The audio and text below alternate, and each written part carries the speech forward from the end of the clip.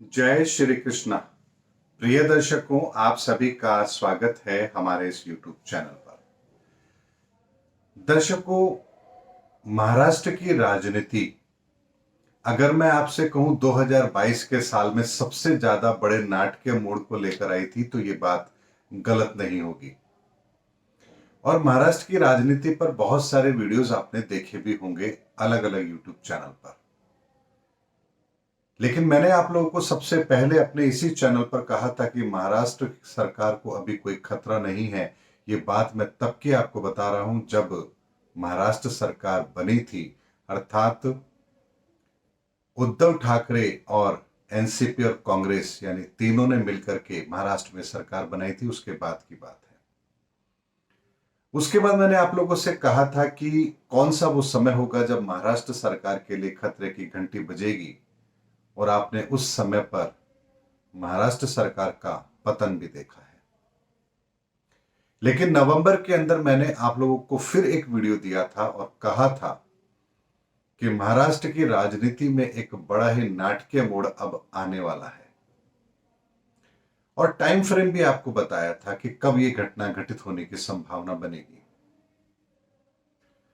और उस वीडियो के अंदर मैंने आप लोगों को यह भी कहा था कि महाराष्ट्र की राजनीति के अंदर जो चार दिग्गज हैं, शरद पवार जी, उद्धव ठाकरे, एकनाथ शिंदे, देवेंद्र फडणवीस जी, इन चारों की कुंडली का एनालिसिस करके मैंने उस समय पर आप लोगों को एक बात कही थी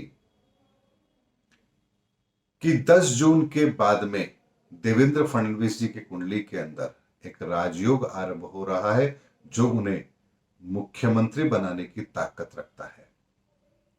लेकिन जिस समय पर शिवसेना के अंदर यह सब नाटक हुआ था, आप लोगों ने देखा था कि किस तरह से एकनाथ शिंदे ने शिवसेना पर अपना दावा किया था।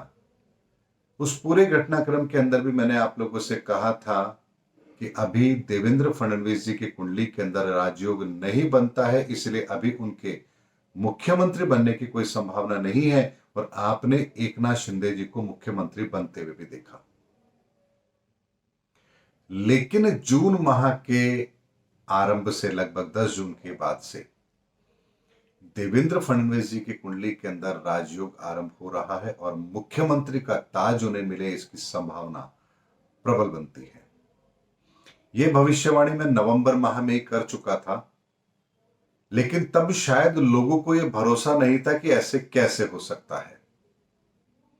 लेकिन सुप्रीम कोर्ट के जिस तरह के वर्डिक्ट आए हैं, यानी शिवसेना के निशान, उनके अधिकार को लेकर चुनाव आयोग ने जिस तरह से असली शिवसेना उद्धव ठाकरे जी से लेकर के एकनाथ शिंदे को दी है, यह किसी से भी अब छिपी हुई बात नहीं है और शायद ही किसी को ऐसी उम्मीद भी होगी।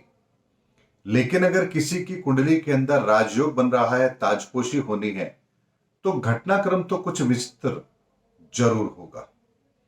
और इस विचित्र घटनाक्रम के अंदर ही आपने घटनाएं होते हुए देखी हैं। बात अब यहीं पर आकर नहीं रुकेगी।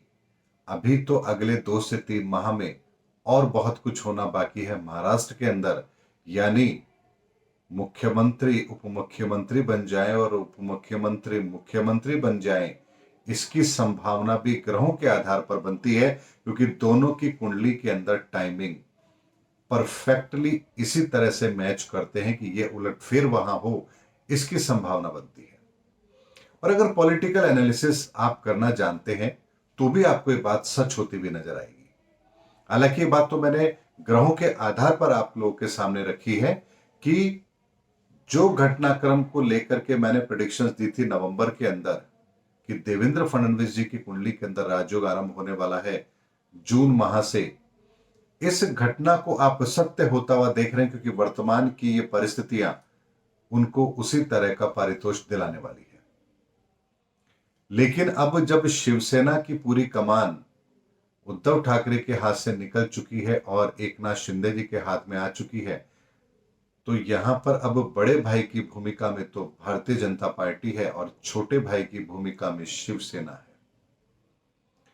ऐसे में जो चुनाव के समय जिस तरह के माहौल को ध्यान में रखते हुए महाराष्ट्र के चुनाव हुए थे, वही पटकथा अब आप पूरा होते हुए देखेंगे।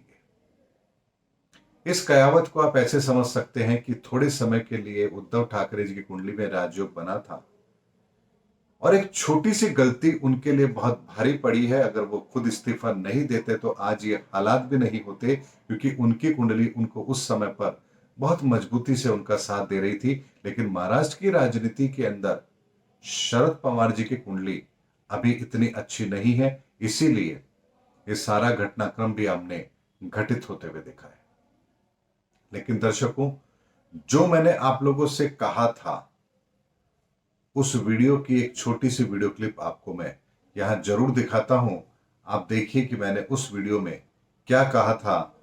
दर्शकों, महाराष्ट्र की राजनीति का सबसे धमाकेदार समय अब आने वाला है कि आने वाले समय के अंदर महाराष्ट्र की राजनीति में जो अब तक आपने देखा है उससे भी ज्यादा कहीं इंटरेस्टिंग एक धमाकेदार समय अब आने वाला है। लेकिन मैंने आप लोगों से यह भी कहा था कि देवेंद्र फडणवीस जी के कुंडली के अंदर अभी राजयोग नहीं बन रहा है, इसलिए मुख्यमंत्री वो नहीं बनेंगे। और आप लोगों ने यह बात भी सत्य होते हुए देखी थी। लेकिन 10 जून 2023 के बाद से देवेंद्र फडणवीस का, यानी कि जो वर्तमान के अंदर उप मुख्यमंत्री हैं महाराष्ट्र के, देवेंद्र फडणवीस, उनकी कुंडली के अंदर 10 जून 2023 से एक राजयोग आरंभ हो रहा है और वो उनको मुख्यमंत्री बनाने की ताकत रखता है। यानी 10 जून 2023 के लगभग आसपास, उससे कुछ समय पहले या उसके कुछ समय बाद, देवेंद्र फडणवीस जी की ताजपोशी होने की संभावना मुझे महाराष्ट्र में नजर आ रही है।